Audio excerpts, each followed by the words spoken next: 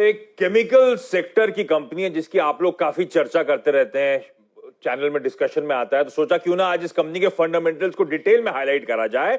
ये कंपनी है national peroxide. दरअसल आज की लिस्ट जो थी सर्किट फिल्टर रिवीजन की, उसमें इस कंपनी का नाम भी शुमार है। 10% से बढ़ाकर सर्किट फिल्टर 20% कर दिया गया है और गजब की कंपनी है। मुंबई हेडक्वार्टर्ड वाडिया ग्रुप की कंपनी। वाडिया ग्रुप वैसे ही आज खबरों में है क्योंकि ब्रिटानिया में स्टेक सेल की खबरें सामने आती हुई, तो आज ग्रुप की सारी कंपनीज वैसे ही एक्टिव होंगी। लेकिन प्रोमोटर्स वाडिया ग्रुप इस कंपनी में 70.76%, ऑलमोस्ट 71% स्टेक ओन करते हैं। यह कंपनी लार्जेस्ट हाइड्रोजन पेरोक्साइड बनाने वाली कंपनी है इस देश की।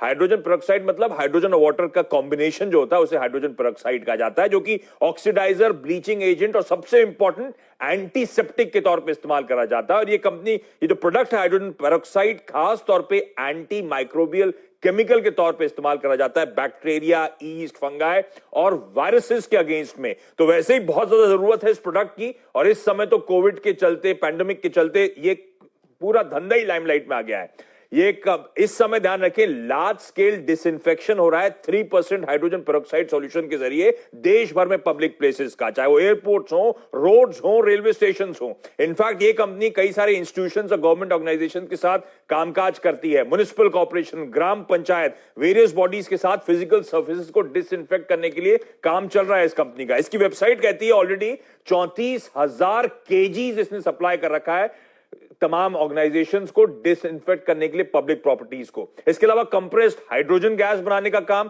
पैरासिटिक एसिड बनाने का काम ये कंपनी करती है। और ये जो हाइड्रोजन पेरोक्साइड है, अलग अलग पोटेंसीज में बहुत वाइडली यूज होता है। हाउस होल्ड यूज के लिए, हेयर ब्लीचिंग के लिए, फूड ग्रेड के लिए, इंडस्ट्रियल्स में water treatment, metallurgy, chemical, textile, sugar, paper industry में, मेडिकल पर्पसेस के लिए भी इसका इस्तेमाल करा जाता है। और इस कंपनी के फाइनेंशियल्स आप लोग की स्क्रीन पर आएंगे। हर साल आय में तगड़ा इंप्रूवमेंट, 20% के सीएजीआर से आय बढ़ती हुई आपको नजर आएगी।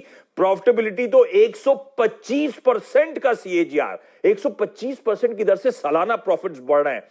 साल के हाईज हैं 2487 के, वहां से ये स्टॉक 20% नीचे है। साल के हाईज भूल जाइए, इस स्टॉक ने पहले 5000 से ज्यादा के लेवल्स देखे हुए हैं, वहां से तो 60% से ज्यादा करेक्ट होकर इस समय कामकाज कर रहा है। क्यों इतना करेक्शन हुआ था, उसका रीजन भी है।